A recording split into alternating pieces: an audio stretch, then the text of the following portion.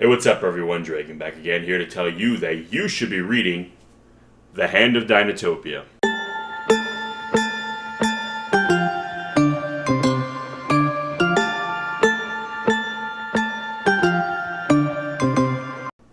So, The Hand of Dinotopia is a 1999 novel written by Alan Dean Foster, and it basically serves as the second full-length spin-off novel for Dinotopia. The first one being Dinotopia Lost, also written by Alan Dean Foster, and basically follows Will and Bix as he basically goes in search of his fiancée Sylvia, who essentially has gone missing in the capital city of Seropolis, and basically meeting up with her and basically kind of going on a bit of an odyssey to kind of follow up a story or a legend, if you will, basically of a means of a escape, if you will, or rather just a means out of Dinotopia, whereas this is island where people are shipwrecked through the series of storms that surround the island and the reef system that basically caused the ships to kind of run afoul. So essentially, those who make it to the island and survive don't leave, and hence how human civilization has kind of taken root on this island. So traditionally, once you get there, you don't get out. And that's kind of how Dinotopia has formed. But now there's this kind of this story, this means of perhaps getting off the island, and naturally curiosity takes hold.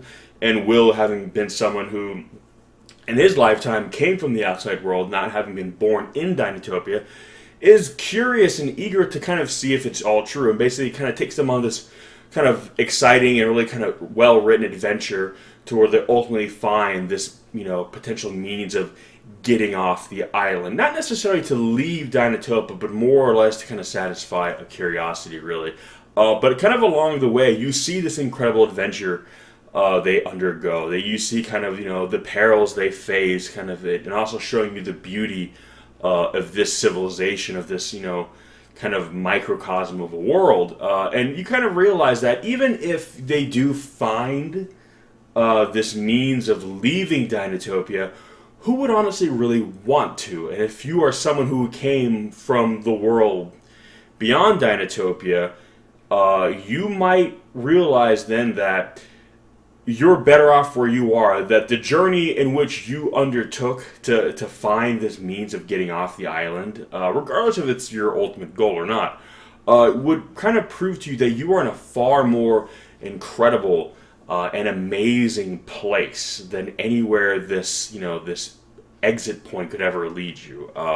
And that goes back to kind of the charm of Dinotopia, this world created by James Gurney, where it's this utopian civilization that, where, hey, you have the aesthetic, there's, dinosaurs everywhere, but also a world that is founded upon the thrill of discovery and learning and knowledge and bettering not just yourself as an individual, but, society as a whole.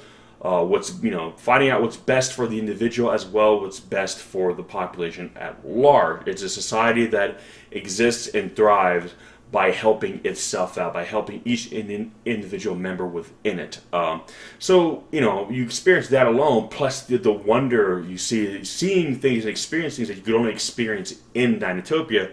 So when you're finally presented with this means of leaving, why would you really want to? And that's kind of what the story is about. It's basically about saying that sometimes we're so enamored with the idea of escape or going somewhere else that we fail to take stock in what's right in front of us, what's around us. And sometimes the pursuit of something else leads to a series of events that make us realize that where we are in the moment is perhaps more significant, or at the very least just as significant as anything that might be over yonder.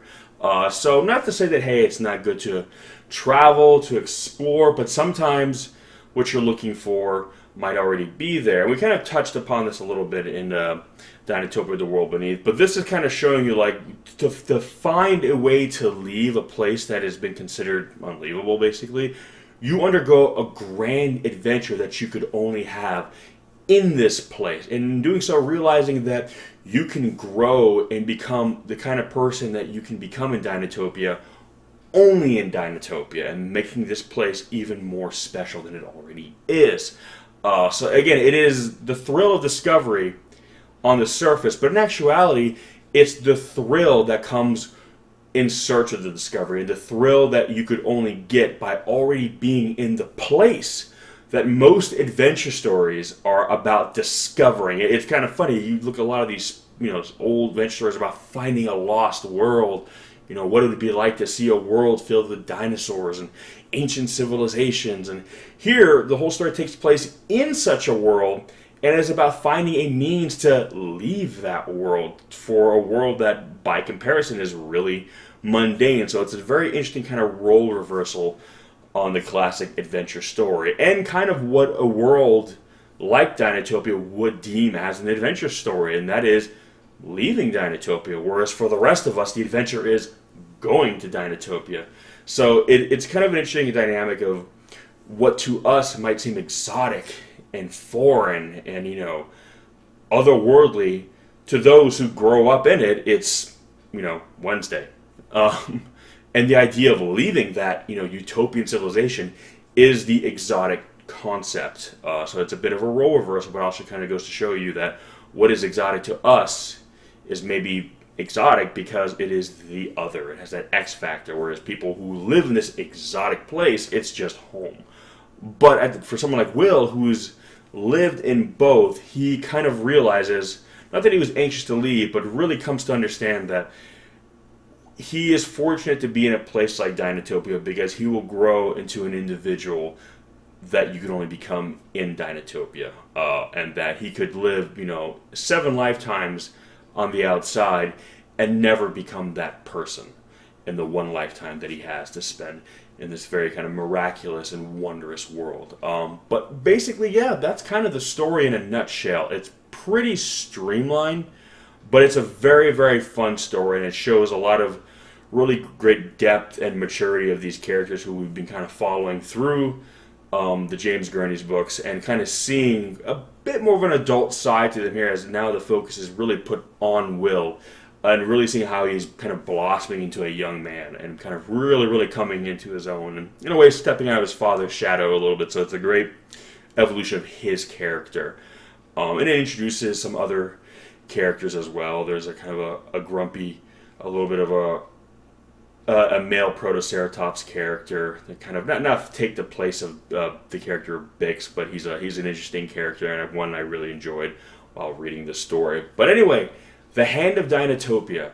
Have you read it? If so, what did you think? How does it compare to Dinotopia Lost, and how do you think it really fits into the larger Dinotopia pantheon? I know there's, again, a series of very kind of small, paperback books, or just kind of these little tiny and more anthology stories. But Dinotopia Lost and The Hand of Dinotopia are really the only other kind of full-fledged, really fleshed out stories of Dinotopia outside of the 4 illustrated novels by James Gurney. But if you haven't read it, if you're not, as always, I would put the links in the description section below where you can go pick it up, check it out, come back, give me some of your thoughts. I'm very curious to know that for those of you who are new to Dinotopia, how this book resonates with you. For those of you who are familiar with the whole franchise, how do you like this book as well as Dinotopia Lost? And would you like to maybe see Alan Dean Foster, or perhaps some other authors, write more like novels based on James Gurney's world? Even if James Gurney himself, doesn't do any more Dinotopia books, which, fingers crossed that he does. Would you at least like to see the story continue in this literary format? Anyway, give me some of your thoughts. Let me know. Always very curious to hear what you guys have to say. And as always, we'll catch you in the next one.